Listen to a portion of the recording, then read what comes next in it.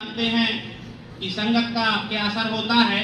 हमने पानी की बूंद को देखा है कि अगर वो तवे पर गिरती है तो पता ही नहीं चलता है, भाप बन के उड़ जाती है। अगर वही बूंद हम देखें कि सीप में गिरे तो मोती बन जाती है, और अगर वही बूंद सर्प के मुंह में गिर जाए तो जहर बन जाती है। बूंद वही है लेकिन संगत बदल गई तो उसने अपना अलग अलग असर दिखाना शुरू कर दिया। इसी के संदर्भ में मैं आपको कहानी के माध्यम से बताना चाहूँगा कि एक राजा था, थोड़ा गुस्सैल था, उसको क्रोध बहुत आता था।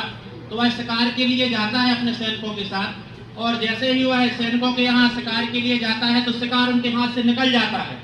तो राजा को बहुत गुस्सा आती है अपने सैनिकों पर कि यह क्या, इतना अच्छा शिकार था, तुम लोगों की वजह से निकल गया। तो राजा को बहुत गुस्सा आता है, उन सबको छोड़कर अलग चला जाता है। तो उनके जो सेनापति थे वो कहते हैं, राजा आप भटक जाएंगे जंगल में, आप साथ में चलिए। लेकिन वह गुस्सैल था तो उसने किसी की नहीं सुनी और वह अपने अलग निकल जाता है। चलते चलते वह थक जाता है तो एक पेड़ के नीचे वह थोड़ा विश्राम करने लगता है, और उस पेड़ के नीचे वह थोड़ा विश्राम करता है। थका था तो उसकी आंख लग जाती है, और उसी पेड़ पर कौओं का निवास रहता था। तो एक कौआ उसके राजा के ऊपर बीट कर देता है, तो उनके जो कपड़े थे वो गंदे हो जाते हैं। इसी बीच वह कौआ वहां से उड़ के दूसरी जगह चला जाता है। वहां से एक हंस निकलता है, वह भी थका था, वह सोचता है क्यों ना मैं भी थोड़ा आराम कर लूं। तो जैसे ही हंस उस डाल पर बैठता है, कुछ ही समय बाद राजा की आंख खुल जाती है। राजा जैसे ही अपने कपड़ों की ओर देखता है तो उस पर जो गंदगी थी उसको बहुत गुस्सा आती है कि यह कैसे, किसने कर दिया।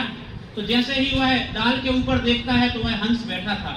तो जैसे ही वह हंस को देखता है तो राजा को बहुत ही गुस्सा आती है कि इसी हंस ने जो है यह सब किया हुआ है।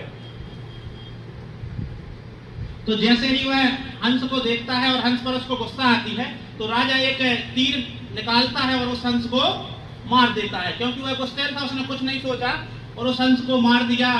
तो जैसे ही हंस नीचे गिरता है उसको पता चल जाता है कि अब मैं मरने वाला हूं। तो वह राजा से कहता है, और जो राजा से कहता है उसको जरा ध्यान से सुनना। जो हंस ने कहा, अहम काको हतो राजन हंस अहम निर्मला जलम दृष्ट स्थान प्रभावेन जातो जन्म नर्थका। इसका मतलब यह है कि राजन, मैं तो हंस हूँ, निर्मल जल में रहने वाला हूँ, लेकिन एक दुष्ट की संगति में आकर दुष्ट जन के स्थान पर बैठकर मुझे इतना बड़ा दंड मिला। तो सोचो कि जो दुष्टों के साथ में रहते होंगे उनका क्या होता होगा। कहने का मतलब यह है कि हम जिस संगति में रहते हैं हमको वह संगति